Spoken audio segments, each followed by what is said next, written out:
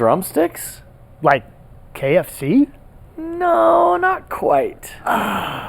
Let's mix it up.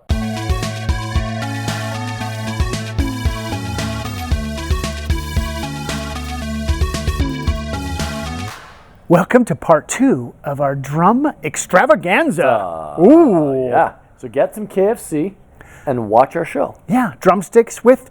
Drumsticks. Yeah. Hope you enjoy part 2. Mix it up. All right, Chance, what else you got? Oh, did we get back? Are we back to you? Yeah. We're back to you. I don't. I was gonna say Neil Peart. I was gonna say Metallica's drummer. Oh, Well, what Lars. if you name a band that you like that you might not know the drummer and Oh, we yeah. might not? Oh, we like might Lars. yeah. Lars is great. Yeah. I love Lars. Yeah. Def Leppard. Oh, Rick Allen. Rick Allen. Rick Allen got better when he lost his arm.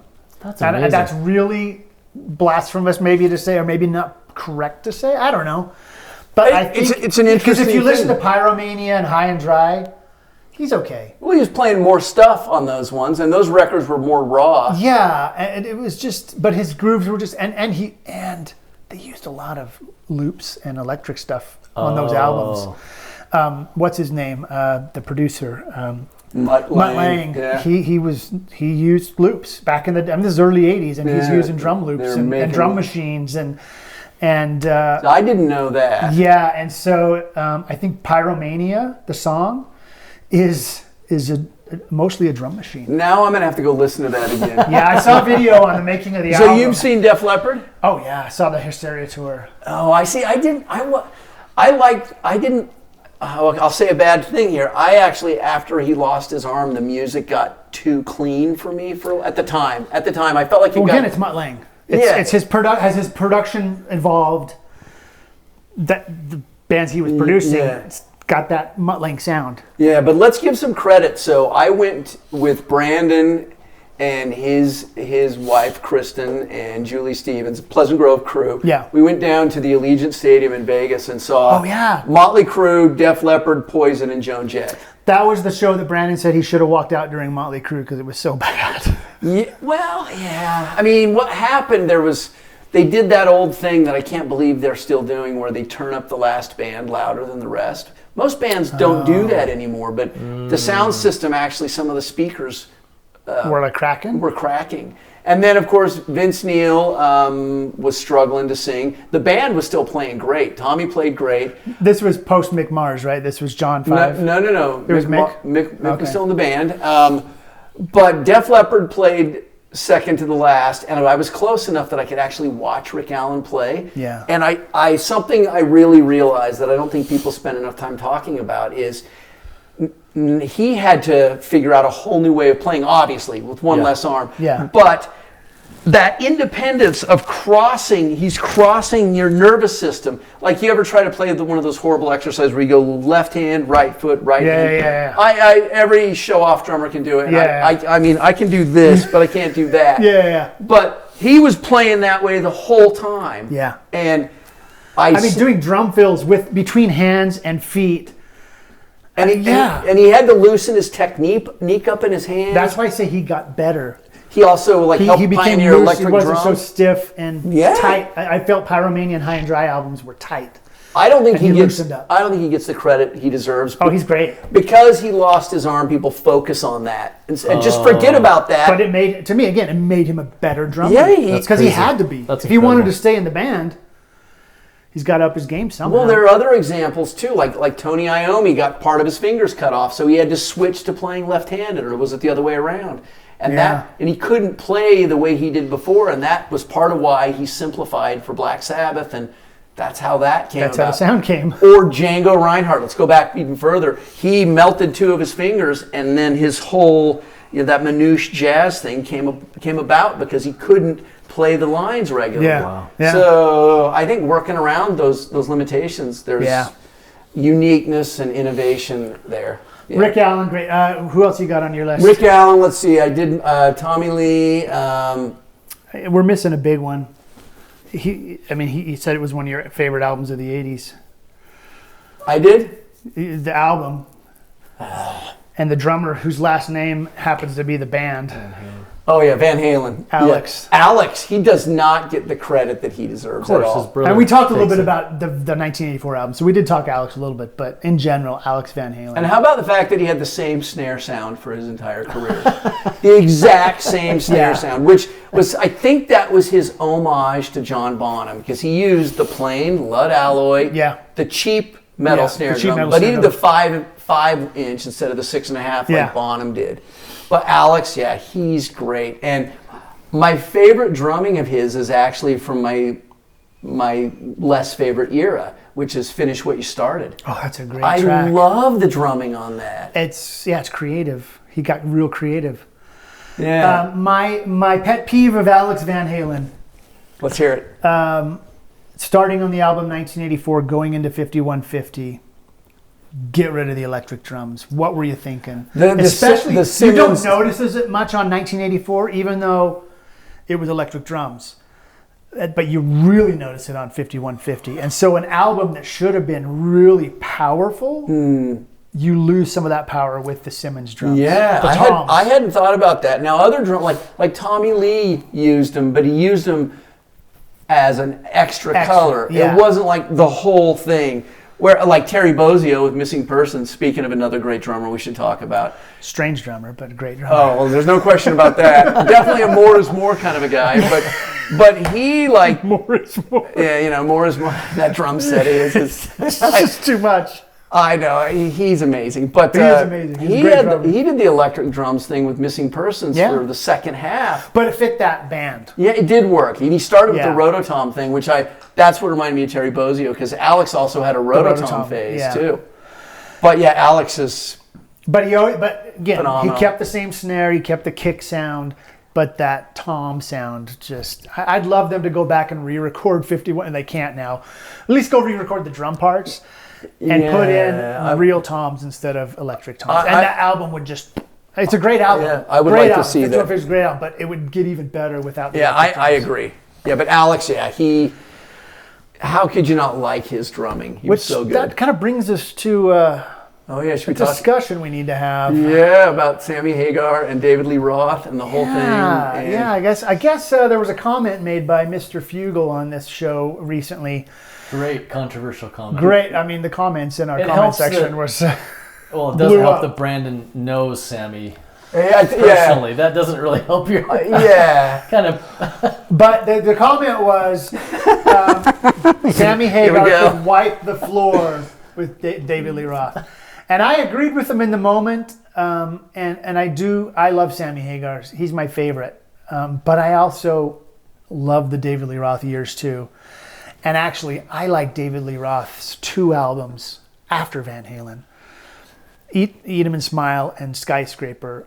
To me, that's Dave's best work. Of those 2 albums. Well, and I think the one thing is like I think you're comparing apples and oranges. And there's the difficulty of a new singer coming in, and you've got other examples like Brian Johnson after Bon Scott died in AC/DC. Yeah. And which, by the way, folks, go back and see Brian's first band, Geordie. It will blow your mind because he's not the same singer. He's actually more of a crooner.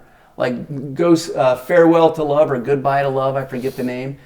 Go watch that video. There's also a whole relationship with scarves going on that I don't understand. So Sammy Hagar, Sammy Hagar. So yeah, apples and oranges. Like, I think Sammy has like I'll say this, okay, and I was going to mention Ozzy and Ronnie James Dio is another comparison. Yeah. But I think, and that's a good one because I think Ronnie was actually a superior singer in terms of technique and things like that. Yeah, for sure. But Ozzy is Black Sabbath, and he's the consummate frontman, and his singing actually worked really well. Both of this, I love both phases of Black Sabbath, by the way. Yeah. But I think David Lee Roth is more, he's got like the vaudeville kind of a thing going on and the entertainer thing. The shtick. Yeah. He's more of a crooner. I think that's what I think of when I think of David Lee Roth. Yeah. And I think Sammy's a rock and roll singer. And he's got the perfect like built-in fuzz box in his throat. Oh, yeah.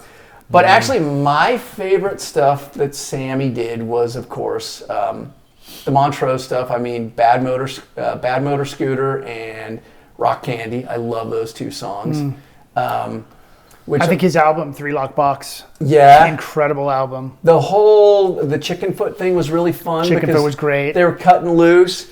Van Halen. His Circle band, that was great. I was just listening yesterday to his new album, tracks from his new album, his new live album. Oh, I haven't heard it. I'm going to check it out. They did the Best of All Worlds show that they did in Vegas, where he does Van Halen catalog from David Lee Roth stuff all through his stuff. Just they do it all. Mm-hmm. And he's 70? I think he just turned 76, he 77. looks great too. And he sounds. Granted, they're tuning these songs way down, so he's not singing them. Well, everybody does that, but it's right? like a third down, a minor third down. I was listening to Summer Nights, which is my favorite Van Hagar song, and I'm like, I listened to his version live, and I'm like, that seems really low. So I put the other one in, and I'm like singing. I'm like, that's a minor third down. That's insane. Yeah, and Finish What You Started is my favorite one from that era. I actually wish I wish they had done more of that. Like almost like that hybrid of country and the chicken picking. Well, the chicken picking for Eddie Van Halen. That when he perfect. did that, you were just like, of course Eddie can chicken pick. Why can't he? Of course he can. I know. He could. I mean, if he'd been born 40 years earlier, he would have been Pat Martino or something. Yeah. You know? So on Hee Haw. Yeah, Hee Haw. With Roy Clark. I love put Eddie and Roy Clark together. I loved Hee Haw as a kid. That was great. Yeah. It was a lot of fun. But I disagree with Brandon. I think that if I have to choose, I'm going David Lee Roth. And we can pick an angle to argue. Do you want to talk about most successful albums, most downloaded songs? Oh, bring it. Let's see if I'm right. I'm pretty sure that their highest selling album is the eponymous release, their first one. I think is their highest selling. One thing that Chance found, and I don't want to steal the thunder here, but every Sammy album hit top 10, top number 1. Let's see. Well, and that's the thing I wonder about. Were record buying habits already changing? Because they had just as many hit singles and stuff with the Hagar era, the band. Oh, tons of hit singles. And I actually think it's ridiculous to argue which version was better. They're both great. But like, I Jump in Panama and the Diver Down album. That's one of my favorite Running albums. with the Devil, Diver Down. I mean, those are such good records. For me, that's Van Halen. I can't help it. For me, that's Van Halen. Well, that's why the other one's Van Hagar. But also, sorry, Brandon, but David Lee Roth is a fantastic singer. And, was. Yeah, well, does he not sing anymore? You watch some clips online. But one of the things I like about David Lee Roth is I feel like his personal life is more interesting to me. Sammy seems to be about making money. And he's just a family man, and he's got his businesses. And and he's a successful businessman. But like David Lee Roth, he's worth like $60 or $70 million. He became an EMT for a while in that's New crazy. York City. Yeah, he's like saving people and car crashes. Like he drops his mask and it's David Lee Roth. Yeah, I mean, if I'm going to get in a car crash, I want him to be the guy. Do you? I'm told that he did well at it. Oh, I'm sure he did. And then he went to Japan to study sword fighting and got tattoos for years, living in a tiny apartment with a dog. Yeah. He's kayaked he one day decided to kayak around Long Island. That's a long kayak. It's a big island. It's well named.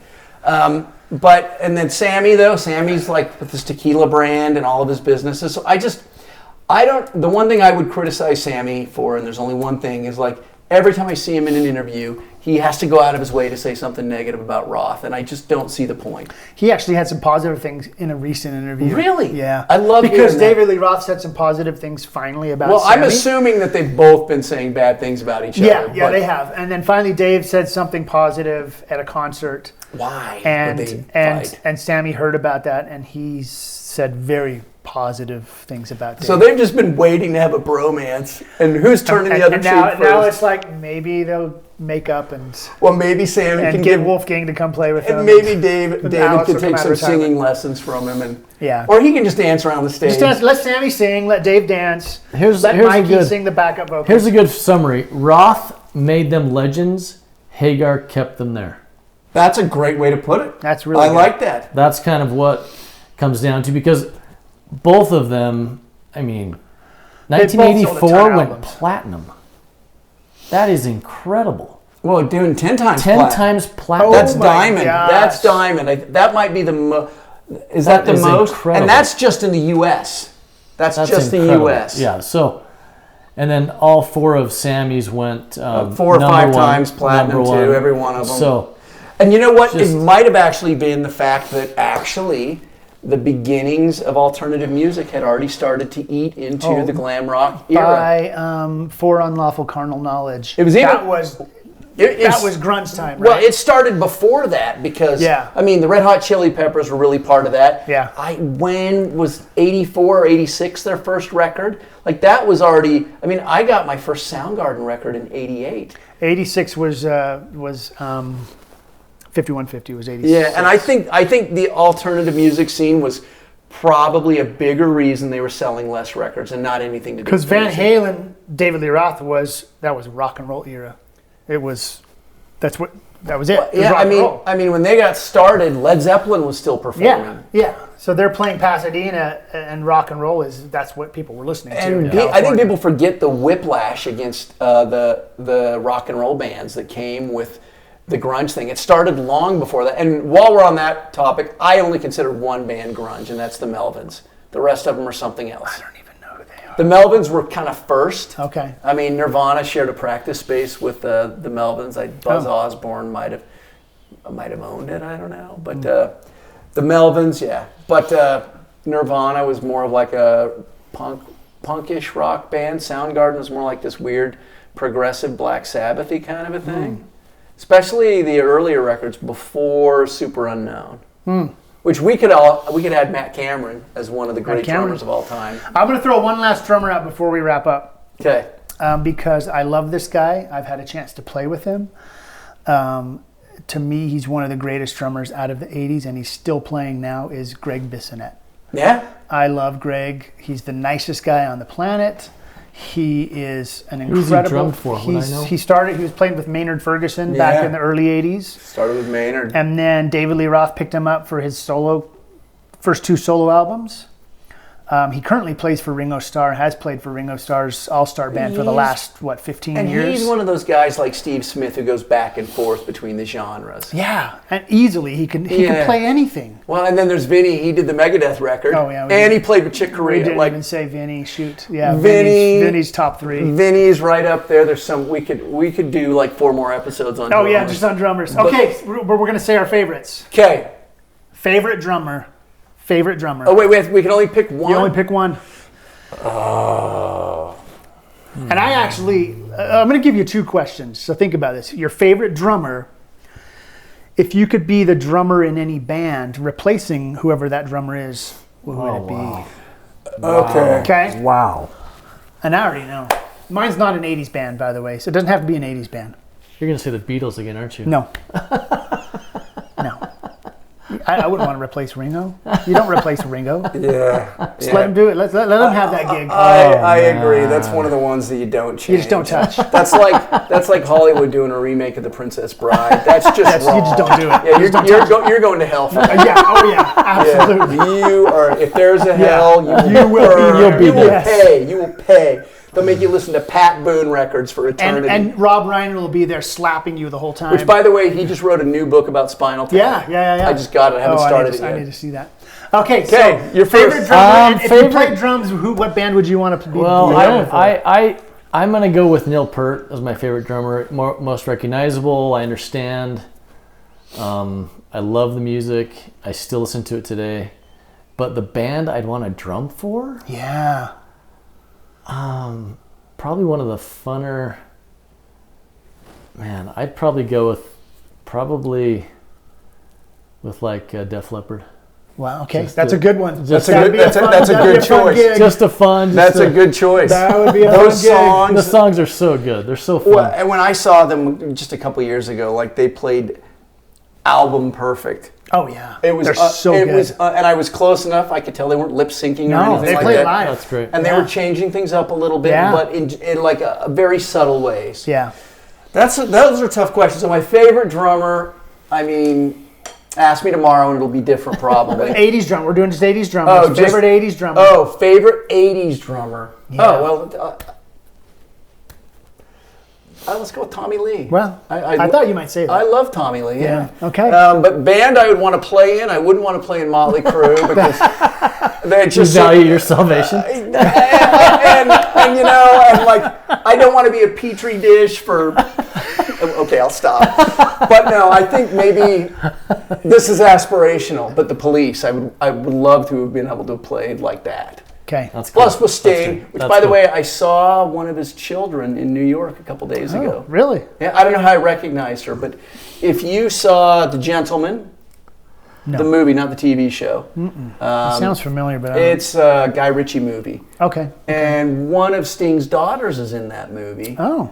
I think she may identify. She may have an alternative identity, which I'm not trying to offend anybody. I might have read Yeah. something, but I saw her, him, they. I don't know Whatever, how that works. yeah. I don't want to hurt anybody's feelings. That that's all I care about there. But walking a dog on the High Line. It looked like Sting or looked like Trudy, or a mix of both. Both. I know. Yeah, they're all beautiful people. It's Yeah. not fair. Okay, what about you? Okay, drummer. Favorite drummer is Stewart Copeland. I love Wow, Stewart really? Copeland. Yeah. Really? Whenever I play drums, I try to emulate Stewart in my playing. Really? I played in a Police tribute band, and That's impressive. and loved it. That was my favorite gig. Was doing it was stressful. It was a lot of Of pressure. course it was. A lot of pressure.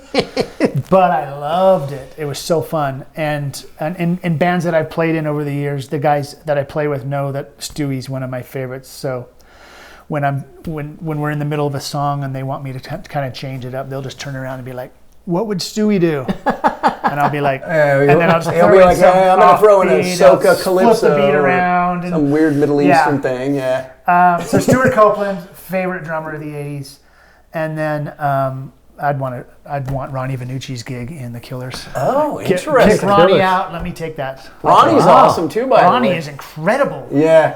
Except for his like 18-inch hi-hats or whatever. What's that about? I'm like, No crash cymbals. They're all or no ride cymbals. No, what is it? I think he only uses His ride rides, cymbals. yeah, his which crashes is kind are of a rides. jazz tradition thing Yeah, more. because he's more of a he came from that But background. he's a fantastic He's an drummer. animal. And his sound is always and he immaculate. playing to the song. He plays perfectly to what Brandon writes. I agree. And it fits just like you couldn't imagine a different drum part than when you hear those Killer songs, which they're for me top 3 band of all Yeah, time. that so. would probably be a more enjoyable band to play with than the Police. I think I would just be struggling the whole The time. Police would be stressful Yeah. just because you probably got Sting yelling at you the whole time. See, I don't have Copeland's weight as a personality. I think I think Sting would steamroll me, and every song would be just a backbeat. I'd be like, whatever you want, Sting. Well, the thing is, when coming into in the '80s, I always thought, oh, Sting must be a jerk to work with. He's so hard to work with. He comes arrogant, and I agree with Stewart. Yeah, no wonder he hated Sting and F you Sting on his drums and all that. And then when you see interviews with Stewart now, you're like, oh, I bet that guy was just so annoying, and it was a bundle of energy, and Sting was just this proper English gentleman that was probably just like, dude, you're a little over the top, man. Well, but it's a good thing that they had that professional friction because you wouldn't have those songs. Yeah, and I think most bands that do innovative things have that on Yeah, some that's a good level. point. Yeah. So Let's ask that to the audience. Audience, who's your favorite drummer of the 80s, and which band would you like to play in? yeah, even if you're not a drummer, you love this band, like me. Yeah, like him. Def Leppard, a great choice. And let's end the grudge match between Van Hagar and Van Halen and bring We love them both. Yeah. Let's bring Sammy and Dave together. And let's get Alex and Wolfgang and let's go back on the road, guys. We want to see that. The fans want to see that. Wolfgang on guitar, get Michael back on bass. Agree to agree.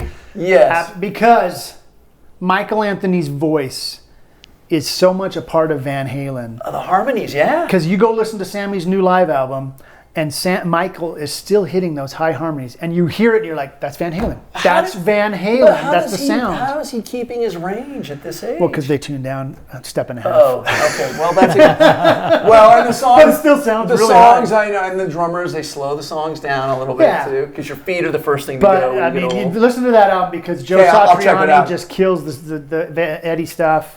Kenny Aronoff on drums is just Kenny's amazing. I met Kenny one time on an airplane. Oh. Was it a good experience? Yeah, he tried to tell me he was his twin brother. He does that thing. I don't know if he actually has a twin brother, but he's like, trying to blow it. He's like, no, that's my brother. And I could see his tattoos, and I'm like, I've seen the pictures. Your brother's supposed to be a doctor.